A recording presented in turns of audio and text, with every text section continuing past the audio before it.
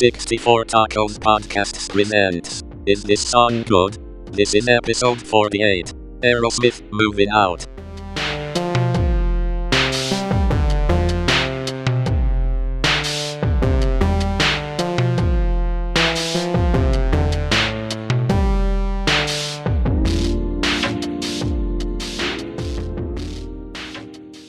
Hello, welcome back to Is This Song Good? A 64 Tacos podcast. We're still doing our deep dives series, and today we're going to be talking about the song Movin' Out by Aerosmith. It was on their debut album, self-titled album, and this is an interesting album. I think the only single from it was Dream On.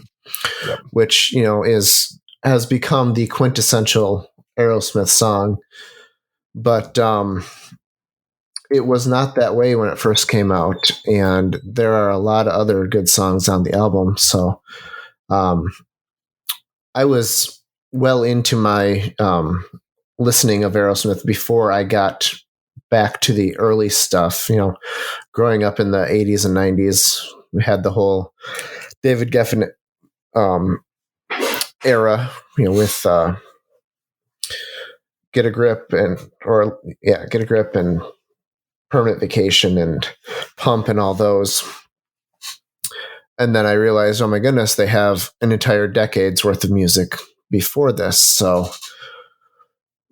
spent a lot of time listening to the old albums, and this one's one of my favorites. I believe this is the first song that Steven Tyler and Joe Perry wrote together.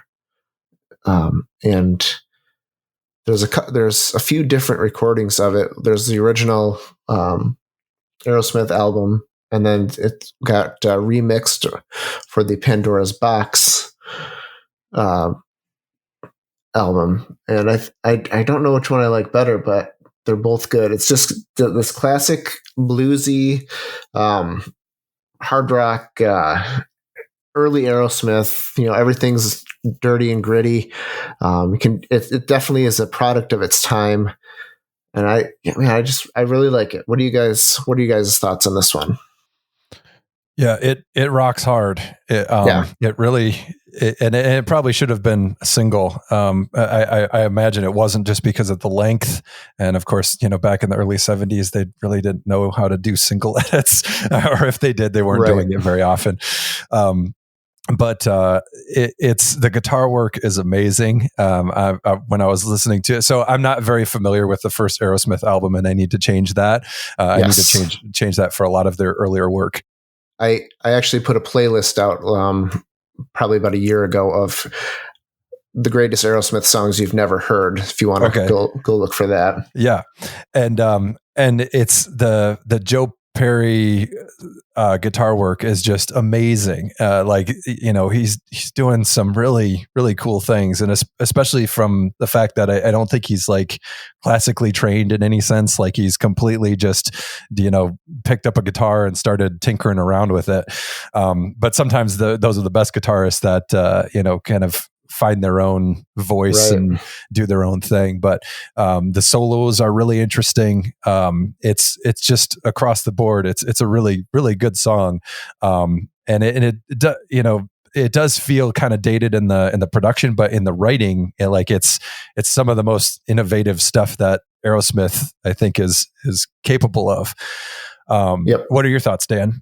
Yeah, so Dave is always since we started listening to music, Dave was a huge Aerosmith fan. I was a huge U2 fan. Back in late middle school, early high school, college, that time. And I knew Aerosmith from the videos from the late 80s on MTV, like Love in an Elevator and Ragdoll, and even the stuff off of Pump that came a little later. And so that was Aerosmith to me. It's like, oh yeah, this is good, I guess. But I didn't, you could have told me, Poison, was the best band ever, and I've been like, well, there's as much evidence to my 10-year-old mind as there is for Aerosmith. So sure, so that was kind of my impression of Aerosmith. And then Dave, we went out west for like convention, I think, out to Colorado. Yeah. When we were like 15, and you had the Pandora's Box album with you, and you're like, oh yeah, you should listen to this. So I started listening to it, and Aerosmith became like an actual good band in my mind. Of course, Dream On is, one of those classic, power ballad, amazing songs with great vocals and everything. But what really sort of sold me on Aerosmith were songs like Make It, Moving Out, One Way Street, Mama Kin. And then it turns out those are all on that first album, the self-titled one, which, for my money is my favorite Aerosmith album. You could make a better argument, I'm sure, for Toys in the Attic or Rocks or even Permanent Vacation or Pump or Get a Grip, depending on, what your tastes are. But I love this album. You're absolutely right. It's super weird production, like sounds dated at this point. But I love how sparse it is. The guitars have room to play sort of like fiddly little blues influence riffs that you hear on this song in particular.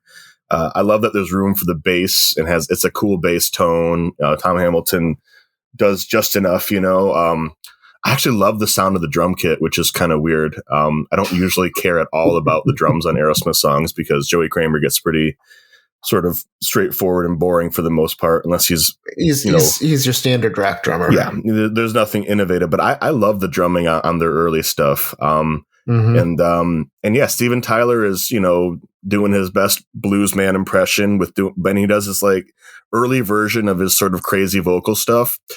But the fact that it's sort of, and I love Steven Tyler and everything, but sometimes it's a little much almost, but the fact that it's so raw and sort of unpolished sort of like completely sells it for me. I love this song. This was my first favorite Aerosmith song, Moving Out.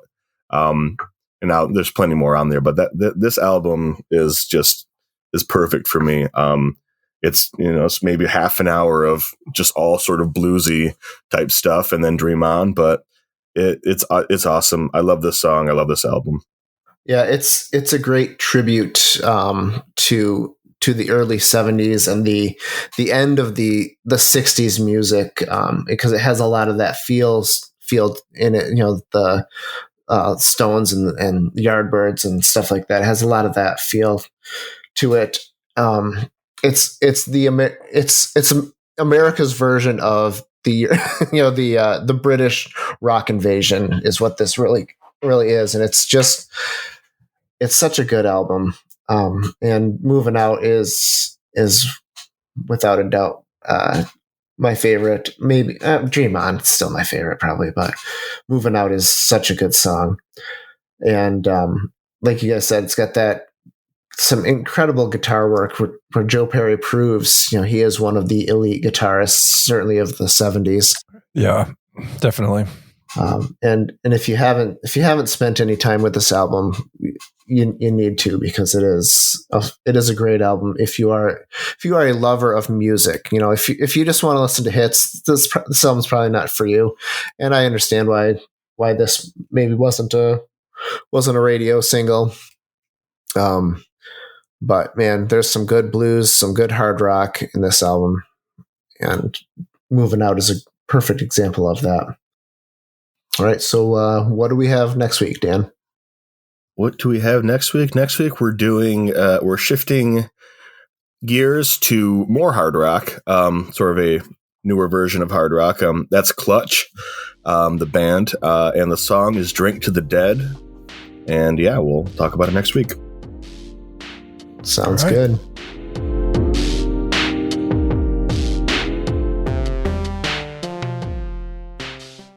I caught it on audio